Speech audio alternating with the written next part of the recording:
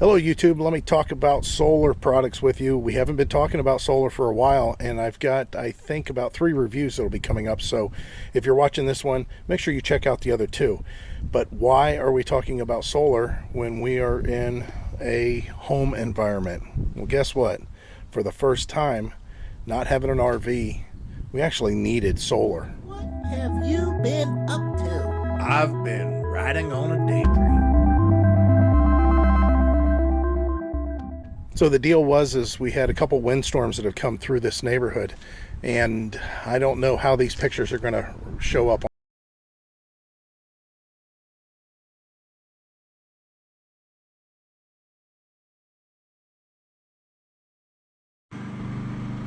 So you can hear that the generator is running right outside the door here. We're well into the evening, and that is bringing me to a good reason why you should have a power station, because even though we have that generator running, there's no sense in us using that for powering all of our devices. But I wanted to show you here, every light that you see, every light is solar. Those are solar powered lights. And that's because we've been without power for probably the last 3 hours. No street lights and no luminescence. I mean, there are literally 2 street lights right there. And as my daughter said, it's actually spooky out here because they don't normally see this. You know, this is normally all lit up because it is the city. And everybody's got lights normally on. So one of the reasons that you might want to jump into a power bank that has solar rechargeable panels is because you could, even as a homeowner, run into this kind of a situation. Basically, the neighborhood had gone black after we had pretty strong winds that went through. We had some trees like that had fallen in numerous places. There was, I don't know how many hundreds, thousand people without power. There was a lot. And in this case, this home here, we were out of power for 13 hours. This little power station came out. Now, the first part of the night, we were concerned that the power station wouldn't be able to handle what we were going to do.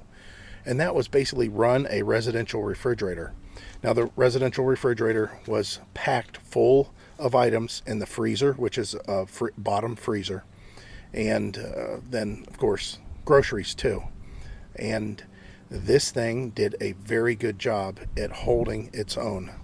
We went 8 hours, and this thing dropped to 58%, from a full charge to 58%. Now you can see it's 1,000 watts. The reason that it could get away with that is because it could handle the surge of the motor kicking on, and then once it kicked on, it's really not that much to run a compressor. Plus, it was cool in the house. Now, of course, if you're in the heat of the summer, you don't have a lot of things in your refrigerator to maintain the cool. You know, there's going to be some issues there to where this could run out a lot sooner. But they were talking from the manufacturer about how this could run a mini fridge. But I'm telling you, we ran a full double door with the freezer down below, refrigerator, residential refrigerator, and it worked just fine. So the company EBL, they reached out to me and was wanting me to look at one of their smaller units, and I told them I need something slightly bigger. I didn't expect to get 1,000 watt, but this is kind of that middle of the road where people don't want to go into the big, large 2,400 or 3,000 watt power stations. And I told them the problem that I have with this is a lot of times I can't see what the solar looks like, the panels that they offer or how they hook up. So they did also send a couple 100 watt solar panels. But yeah, it was very nice. We were very lucky because this worked out very, very well. So we're going to go ahead and take this out and take a look at it. We put it back in the box once we got done with it. I think we did recharge it, if I'm not mistaken. Now, also in addition to that, we have a dust cover. Now, the reason I'm kind of wanting to get this video out as quick as possible is because of all those storms. We were kind of stuck using this and not being able to do the review. But more importantly, right now, they have a big sale on this thing. I think they have a coupon that's like $120 off of the normal price. So we'll go ahead and, open this up, like I said, and take a look at it. I think there was plastic over this initially. You have your user manual.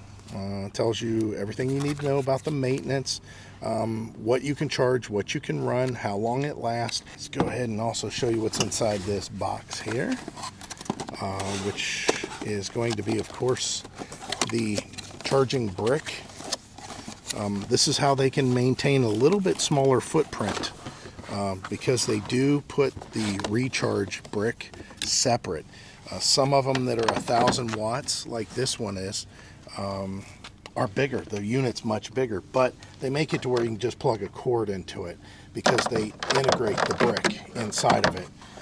That's not the case with this, and I'm okay with that, because if you're charging it up with solar, or if you've got a place that you're always charging it up at inside of your home or your RV, it's nothing for the brick to be left behind, and then you carry this with you, not having to carry the extra weight and the bulk of this thing. And then in addition to that, you have a couple other pieces. So you can plug this into your vehicle, into your power port or cigarette lighter or whatever, and recharge it that way. It'll take about 9 to 10 hours that way. It's about 6 hours to recharge this, maybe 8 hours whenever you're doing it with the household current. And then the solar, that's a little bit longer, that depending on how much sun you have and how much solar you have. But that's what this is for here. Now you can see that we only have hookups for one solar panel, positive and negative on the solar panel, and then this goes to the input. So the unit, you can see size of it, not very big. I mean, my hand covers quite a bit of it. It's got a little bit of a weight to it. I'll put the weight here so you can see what it actually comes out to be, because if I guess, I'm going to say it's 10 pounds, probably 10 pounds, maybe a little less. Turning it on, real big, nice display. There's a cover on there right now, but it does light up. There's a light here in addition to that, and that light is very bright, to let you know we were using it during the storm. So I don't know how much you can see on here, because it's actually a little bit too bright out here. Usually we try to stay in the light so you get a better shot, but we can read this really easy. It says 100% because we did charge it up. Whenever you want to do wireless charging, which is one of the features that's on top, and then we'll talk about some of these connections, you just got to make sure, of course, it's turned on, and then the USB is turned on. If you place your phone on top, you can hear a beep there. That was pretty much it. It started charging, and we're getting messages. So we'll take it off. We'll do it one more time. You can see it's pretty powerful because it's going through a case. Same with mine. My case is pretty thick, and if I put mine on there, same deal. So that's nice that it's so powerful that it will actually work through the case. That's something that I have a problem with some other things like that. Whichever source you want to use to power whatever it is you need to power, you just turn that on. Yes, you can turn on all three of them. It's not the ideal situation because you're drawing from so many sources, but we did exactly that. Except for DC. We didn't have anything plugged into DC. We had the USBs on. We were charging phones. You could see that you have the 60 watt, the small, what you would call like an Apple Fire cable, whatever, the USB-C, the new one. Then you have quick charge 3.0s here, these three, regular old USB 4s. And then of course your AC, you have a duplex here of just regular household outlet. Now, as far as input, you can, if you want, charge this with a standard like battery or whatever, but it's 8 amp max. There is a BMS in here, but you can go too high. So you got to watch that. So as far as the fit and function of this, there's a rubber texture on the underside of the handle. These are all rubber on the sides here, but this is hard plastic. It does have some rubber feet on it to keep it from moving around. And again, I guess it's maybe 8 pounds from what I can tell. So now what we're going to do is go ahead and take a look at the solar panels and see what those things look like. This is the box that they'll come in, just like the box for this that I just showed you. It's overboxed when you get it. Same with the 2 panels. If you get 2 of them, they're going to be overboxed. All right, Heidi's going to go ahead and pull this out of the bag. Take a look at it. This covers. This is the oh, that is nice. It's like a little cooler. Okay, so you definitely need to order the dust cover. It does not come with the dust cover, but wow, did it just change my whole idea about this little thing, because you can put all your power cords, and it's even got a shoulder strap. Wow, very good. I really like this. One thing I'm going to tell you, whenever you're using the device, whenever you're actually using it, it has to be out of the box, out of the bag. You can't have this in here because there is cooling that is happening here. But you have to have this outside of this case. This case is just for carrying. Very well made. Yeah, that's beautiful. That is really cool. I like that. Yeah. I don't know. I guess we can... I don't know how to do it now. I mean, I kind of want to use the box still, but then again, I don't. I want to kind of put it in the case. All right, well, they call this a dust cover. This does more than just dust cover. Very nice. This is a transportation case, and it's in very, very good shape. It's got a real nice texture to it. It's padded. It's like a camera case. It's nice. I like that. All right, so let's take a look here. Well, what's on the back side first? Let's look at that. There's a lot of information. Yeah. So the model number, ESP100, monocrystalline silicone cell, PET frosted lamination. So it's got some sort of a petroethylene tetra, I can't remember what it is, but that's a coating that they have on the lamination. Conversion rate 23%, peak power 100 watts. The output interface, that's MC4. That's just these connectors when they talk about that. Open circuit voltage, you can see all this information. A lot of this stuff doesn't mean anything to me. All I want to know is 100 watt and 20 volt, okay, and 5 amp. All right, that's all I want to know. And there are some dimensions there too if you guys want to take a look at that. Foldable and portable. This should be good. I think it's got handles on it. We'll see. Yes, it does. Looks like a street sign, don't it? Yeah. Wow. Holy cow. Oh my gosh. Okay. Very nice. Wow, this is much nicer than I expected.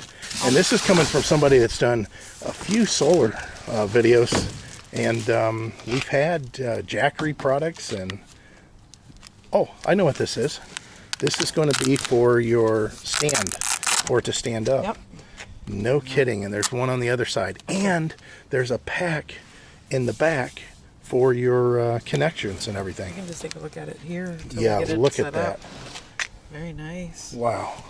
So this is cool. It does have some kind of hold downs in case you're going to put it flat on the ground. Or even if you tilt it, I'm sure you can run something through there. So the texture itself, it's nice and cool right now because it was inside. But this is a kind of a, you can kind of hear, it's not a smooth, shiny surface. Okay, we'll close this. And now I want to see what's in here. This is all canvas.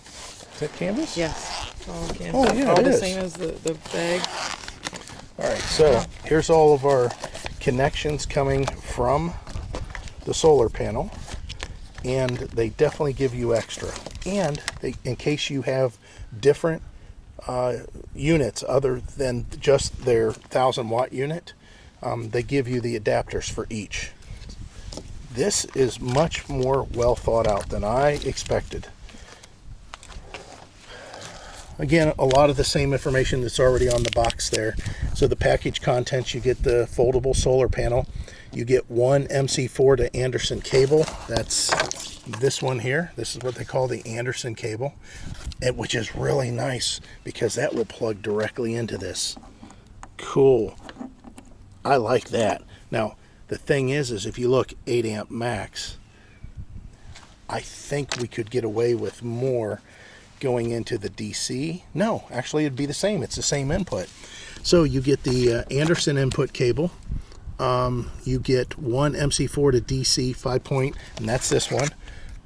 That's a smaller. Then you get the adapters to go up to a larger size off the smaller one, which we don't really need because the unit has the correct size already. So if you wanted to, you could just go into here, directly into the DC side, or you can go in from here into here and then into the Anderson connector. One thing we neglected to talk about, and when we started putting this away, it reminded us, there's like neodymium magnets in here on both sides, or at least there's an indication that there's at least one on each side, and there's a dent to where whenever this closes up, that's it. It's connected, That's all there. No Velcro, nothing. Now you do have Velcro for your stands, your kickstands. So don't worry about needing to put a special buckle or anything there. And of course, again, I do want to point this out. A lot of people have this question, and I don't know why they're confused by this. You see it says rain. They're not happy because these aren't waterproof. These aren't 100% waterproof. You've got to watch anytime you're around electricity. Same with this. Can it handle a little moisture and maybe some, rain coverage if it's real light? But all these are open. Even the ones that have dust covers, you got to watch that. I think this is a pretty good purchase. I think this is be something that I'd want to do in the future if we were in a situation like we were the other day. So if you're looking for a middle of the road, you don't want something so big that it hinders putting it in and out of your RV. This would be my favorite out of all of them. I did have a 2400 watt that I thought was a beast and was incredible, and I thought for sure that's what I needed. But once I realized how heavy it was 53 pounds, and how big it was the size of a cooler. Moving it in and out of the RV was just a little bit tougher than I wanted to deal with. So this is kind of a good middle of the road. And as I said, it did come in a pinch, came in pretty handy. So again, the links are down below for this. And as always, we hope to see you out there. Bye.